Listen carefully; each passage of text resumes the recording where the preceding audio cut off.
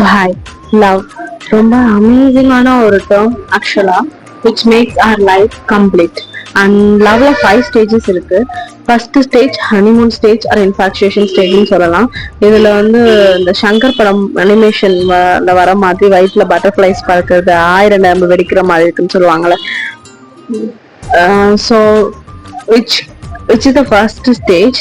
அது நமக்குள்ள ஒரு வைப்ரேஷன் கிரியேட் பண்ணும் which creates dopamine secretion which is called honeymoon stage.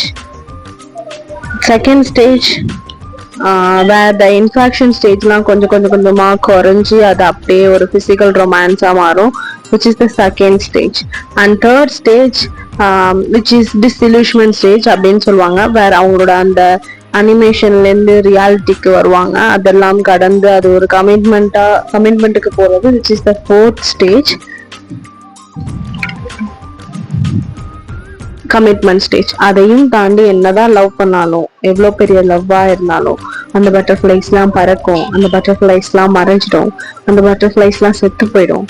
where they will be stable in that relationship அப்படின்னா which enters into the fifth stage, which makes our love complete, which is stable stage, which makes our love pure.